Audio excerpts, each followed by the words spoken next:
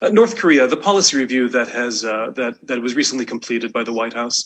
Do you believe, Secretary Blinken, that there's some hope for a resumption of diplomacy with North Korea, or to return to diplomacy despite the reaction that we've seen so far from North Korea? Mr. Foreign Secretary, if you also have any thoughts on North Korea, and if both of you have thoughts on the situation in Myanmar/Burma. We've seen an upsurge, an uptick in ethnic violence, violence by ethnic fighters. There have been persistent killings of protesters. International resolve, if expressed here, will it have an effect? Thank you very much. Right. Thank you very much.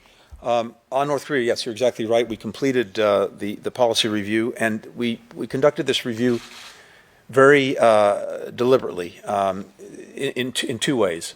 First, with the recognition that this is an incredibly hard problem, and to state the obvious, it is yet to be solved from administration to administration, Democrat and Republican, over the years. And so we wanted to take account that history, to look at what works, what doesn't work, and how we could have an effective policy to advance the goal that we have, which is the complete denuclearization of the Korean Peninsula.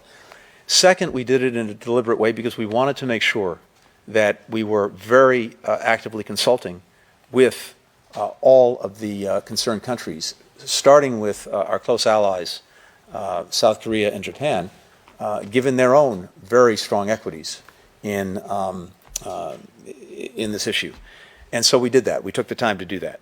And what we have now is a policy that calls for a calibrated, practical approach that is open to and will explore diplomacy with North Korea to try to make practical progress that increases the security of the United States, our allies, and our deployed forces.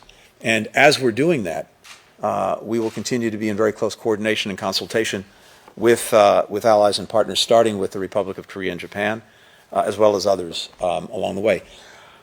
I hope that North Korea will take the opportunity to engage diplomatically and to see if there are ways to move forward toward the objective of complete denuclearization of the Korean Peninsula.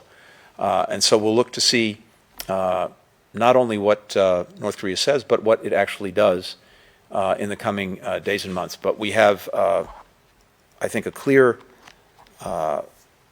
very clear policy that centers on diplomacy, and it is, I think, up to North Korea to decide whether it wants to engage or not on that basis. Sean, look, we share the strategic paradigm that Tony set out. We'll support and supplement those efforts as conducted by the US and, of course, our friends and partners in the region. On Myanmar, look, we want to see an end to the violence. We want to see the military regime return to democracy and the electoral mandate that the government should have, representing the people of Myanmar. We've been clear, not just in our targeted sanctions, our Magnitsky sanctions, but also wider measures we're taking to stop UK businesses doing business with conglomerates or businesses controlled by the Tatmadaw, that we're going to apply pressure that way. Equally, we've been engaged with the partners of the region. I've been discussing that with ASEAN foreign ministers recently, and we've obviously got the opportunity with the G7 guests here from Korea, from India, from Australia, but also the foreign minister from Brunei, chair of the of ASEAN at the moment, to discuss how we shift the dial and get a change for the better in Myanmar. And so we'll keep up all of those efforts on the sanctions side, but also on the diplomacy front.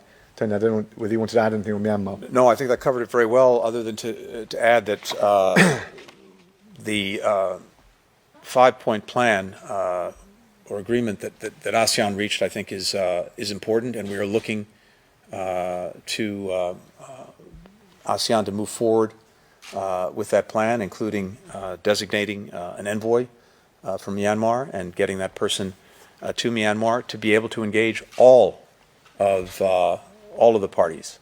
But it is vital, regardless of anything else, that the violence cease, that prisoners be released, and that Myanmar return to the path of democracy. Hey guys, did you know we have a podcast called WJ Live? The Western Journal's mission is to equip readers with the truth, and that's the same mission we have on WJ Live. You'll hear from writers, editors, and special guests on the most important topics of the day. You can catch us Monday, Wednesday, and Friday at 5 p.m. Eastern and 2 p.m. Pacific, right here at youtube.com/WJ Live. While you're there, help us out by subscribing and hitting the bell so you don't miss any future episodes. See you there.